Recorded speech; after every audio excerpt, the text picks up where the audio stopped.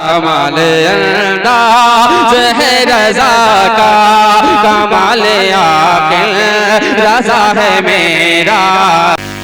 الحمدللہ الحمدللہ القوی الواحد القہار، والصلاة والسلام علی محمد النبی المختار، وعلی آلہ واصحابہ البررۃ الابرار، وصلی اللہ تعالی علیہ وسلم، اما بعد فاعوذ باللہ من الشیطان الرجیم، بسم اللہ الرحمن الرحیم۔ خلق الموت والحیات لیبلوکم ایکم احسن عملا، صدق اللہ مولانا العظیم۔ وقال رسول اللہ صلی اللہ تعالی علیہ وسلم، اخسروا ذکر حازم اللذات الموت، وصدق رسولہ النبی الامین المتین المبین الکریم، ونحن علی ذلک لمن الشاہدین والشاکرین، والحمدللہ رب العالمین۔ آئیے مراب انتہائی عقیدت و محبت کے ساتھ نبی اور آل نبی کی بارگاہ میں عقیدت و محبت کے ساتھ نذرانہ عقیدت و محبت پیش کریں۔ پڑھے بآواز بلند، اللہم صلی وسلم علی سیدنا و شفیعنا و حبیبنا و کریمنا مولانا محمد مبارک وسلم، صلو علیہ الصلاۃ والسلام علیک یا رسول اللہ صلی اللہ تعالی علیہ وسلم۔ میں آپ کی سماعتوں کے حوالے نعت پاک کے 2 یا 3 شعر پیش کرتا ہوں، ملاحظہ فرمائے۔ سننا چاہتے ہیں نا؟ بولیے سبحان اللہ۔ مفتی صاحب توجہ چاہوں گا۔ شاعر کہتا ہے، اندھیرے میں دل کے چراغے محبت، اندھیرے میں دل کے چراغے محبت، یہ کس نے جلایا سویرے سویرے، سبحان اللہ سبحان اللہ۔ اندھیرے میں دل کے چراغے محبت، یہ کس نے جلایا سویرے سویرے، اندھیرے میں دل کے چراغ محبت، یہ کس نے جلایا سویرے سویرے، لیا جب بھی میں نے یہ نام محمد، لیا جب بھی میں نے یہ نام محمد، بڑا لطف آیا سویرے سویرے، لیا جب بھی میں نے یہ نام محمد، بڑا لطف آیا سویرے سویرے۔ حضرات، ہمارے ڈھکیا والے تو ماشاءاللہ بہت مشہور ہوتے ہیں بولنے میں، لیکن آپ حضرت کی آواز نہیں آ رہی۔ اچھا، میں چاہتا ہوں جو کرسی خالی پڑی ہیں وہ آ جائے، اگر زحمت نہ ہو تو نہ کوئی بات نہیں ہے، اگر دقت نہ ہو رہی تو تھوڑا وہ آ جائیے، بھائی سننے سنانے کا ماحول ہونا چاہیے۔ ماشاءاللہ بولی خوش نصیبی کی بات ہے، بھائی جان آپ بھی آ جائیں تو اچھی بات ہوگی، نہ تو کوئی بات نہ ہے۔ مچل کے بولیں سبحان اللہ۔ شعر سماعت کریں، تیار ہے نا سب؟ بولیں سبحان اللہ۔ لیا جب بھی میں نے یہ نام محمد، بڑا لطف آیا سویرے سویرے۔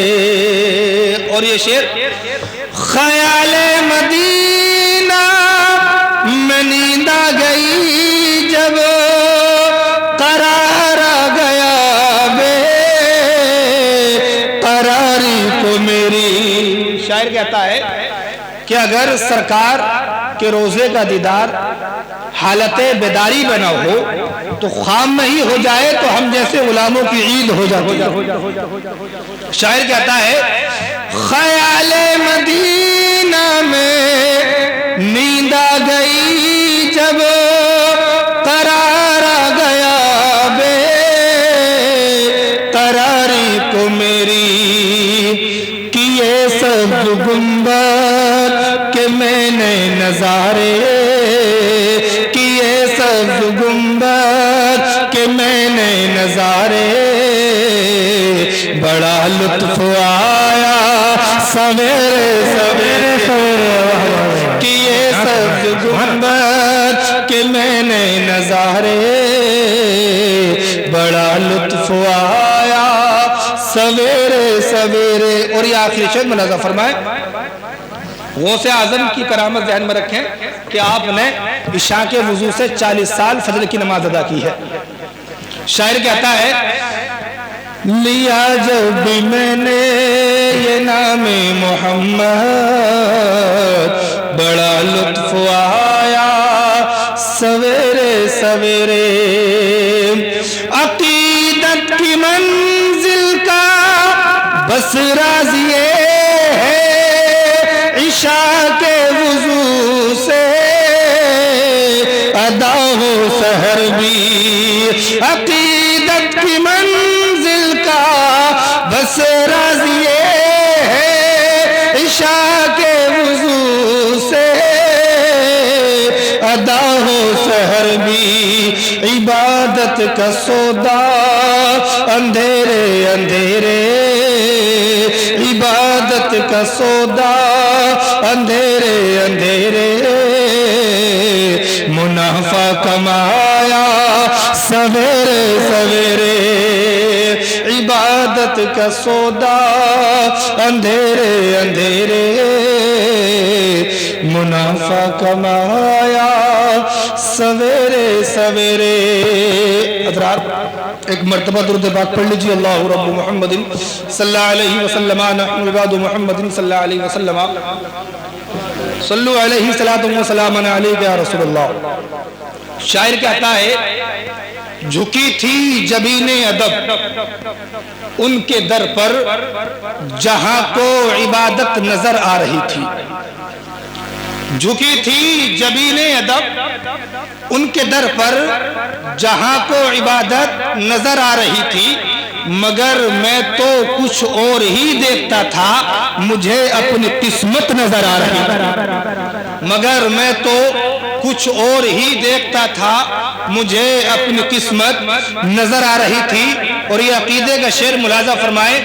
ابو جہل آقا کو بد شکل بولا، معاذ اللہ.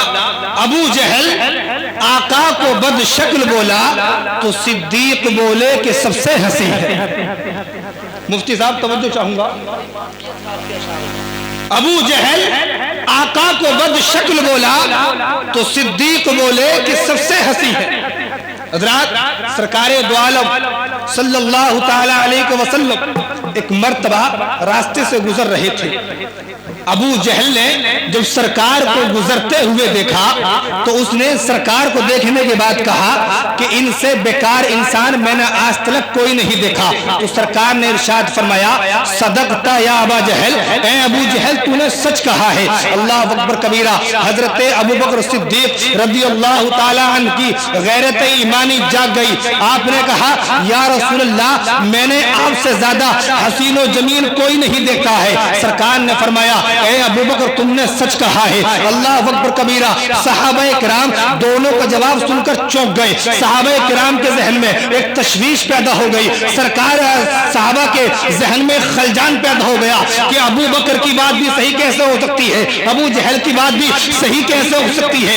یا تو ایک بات صحیح ہوگی یعنی ابو جہل کی بات صحیح ہوگی تو حضرت ابو بکر صدیق کی بات صحیح نہیں ہوگی. اگر حضرت ابو بکر صدیق کی بات صحیح ہے تو ابو جہل کی بات صحیح نہیں ہوگی. سرکار کی بارگاہ میں عرض کر دی یا رسول اللہ صلی اللہ تعالی علیہ وسلم آپ سے ابو جہل نے کہا آپ برے ہیں تو آپ نے کہا تم نے سچ کہا ہے. ابو بکر نے کہا یا رسول اللہ آپ اچھے ہیں تو آپ نے سچ کہا. ارشاد فرما دیا یا رسول اللہ ماجرا سمجھ میں نہیں آیا. ذہن کے دریچوں پر یہ سوال بار بار گردش کر رہا ہے کہ دونوں باتیں صحیح کیسے ہو سکتی ہے. یا رسول اللہ صلی اللہ تعالی علیہ وسلم ذہن کے اس خلجان کو دور فرما دیجئے۔ سرکار نے ارشاد فرمایا اے میرے صحابہ اس میں پریشان ہونے کی بات نہیں ہے، اگر تمہارے ذہن میں اس بات سے خلجان آ رہا ہے تو لو اپنے خلجان کو دور کر لو۔ میرے سرکار نے ہمارے آپ کے سرکار نے ارشاد فرمایا اے میرے صحابہ اللہ نے میری ذات کو آئینے کے طور پر بنا کر دنیا میں بھیجا ہے، اس لیے کہ اگر جو انسان اچھا ہوتا ہے اگر وہ مجھ کو دیکھتا ہے تو وہ اچھا نظر کرتا ہے، اور اگر کوئی برا ہوتا ہے تو اس کو برا نظر آتا ہے۔ اس لیے تو شاعر کہتا ہے ابو جہل آقا کو بد شکل بولا تو صدیق بولے کہ سب سے ہنسی ہے۔ ہر ایک دیکھنے والے کو آئینے میں خود اپنی ہی صورت نظر آ رہی ہے، ہر ایک دیکھنے والے کو آئینے میں خود اپنی ہی صورت نظر آ رہی تھی۔ اور آگے شعر سماعت کریں، شاعر کہتا ہے پتا بعد میں یہ چلا مجھ کو مٹی اٹھا کر زمین سے وہ کیوں چومتا تھا۔ جن کی والدائیں زندہ ہیں وہ مچل کر بولیں سبحان اللہ۔ مفتی صاحب سے آپ نے سنا کہ والدین کا مقام کیا ہے، شاعر نے کہا پتا بعد میں یہ چلا مجھ کو مٹی اٹھا کر زمین سے وہ کیوں چومتا تھا۔ رات ایک مرتبہ سرکار دو عالم صلی اللہ تعالی علیہ وسلم کی بارگاہ میں صحابہ کا جم غفیر لگا ہے۔ صحابہ نے عرض کی یا رسول اللہ آپ نے کہا 5 وقت نماز فرض کی گئی ہے، ہم نے مان لیا۔ یا رسول اللہ آپ نے کہا کہ 5 وقت کی نماز پڑھو، ہم پڑھنے لگے۔ یا رسول اللہ آپ نے کہا کہ روزہ فرض ہے، ہم نے رکھنا شروع کر دیا۔ یا رسول اللہ آپ نے کہا حج کرو، ہم نے کیا۔ یا رسول اللہ آپ نے کہا کہ صدقہ و خیرات کرو، ہم نے کی۔ یا رسول اللہ لیکن ہمیں اس بات کا علم نہیں ہے، یا رسول اللہ ہم اس بات کو نہیں جانتے کہ ہم نماز پڑھتے ہیں تو اللہ ہم سے راضی ہے کہ نہیں ہے۔ یا رسول اللہ ہم اس بات کو نہیں جانتے کہ ہم روزہ رکھتے ہیں تو اللہ ہم سے راضی ہے کہ نہیں ہے۔ یا رسول اللہ کوئی ایسا عمل بتا دے، یا رسول اللہ کوئی ایسا طریقہ بتا دے جس سے ہمیں اس بات کا علم ہو جائے کہ اللہ بھی ہم سے راضی ہے، اس کا رسول بھی ہم سے راضی ہے۔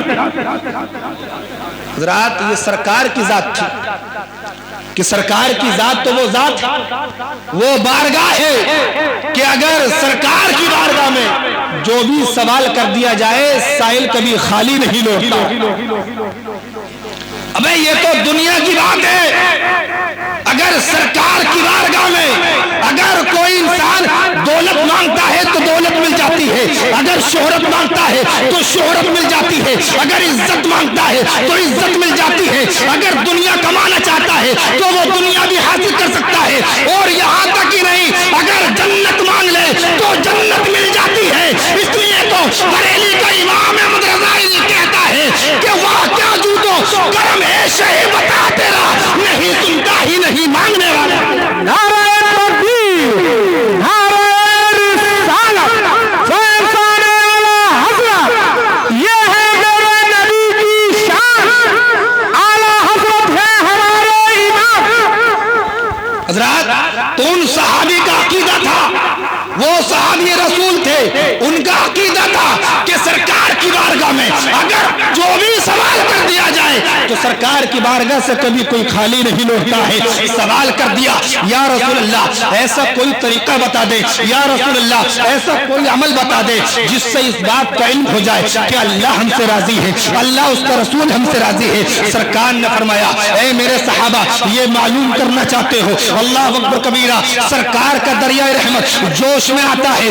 سرکار نے فرمایا اے میرے صحابہ اگر تمہیں یہ معلوم کرنا ہو کہ اللہ تم سے راضی ہے، تمہارا رسول تم سے راضی ہے، تو اپنے گھر چلے جانا، گھر جانے کے بعد اپنی والدین کے چہرے کو خوبصورتی کے ساتھ دیکھنا، اچھے اخلاق کے ساتھ دیکھنا، اور دیکھنے کے بعد اگر تمہیں ان کے چہرے سے ایسا محسوس ہو کہ وہ تم سے راضی ہے تو سمجھ لینا کہ اللہ بھی تم سے راضی ہے، تمہارا رسول تم سے راضی ہے۔ ذات یہ سرکار نے ارشاد فرمایا اور دوسرے مقام پر سرکار نے ارشاد فرمایا کہ اگر تمہیں جنت کی کیاریوں میں ٹہلنا ہو تو اپنی ماں کے قدموں میں لیٹ جایا کرو، اپنی ماں کے قدموں میں بیٹھ جایا کرو۔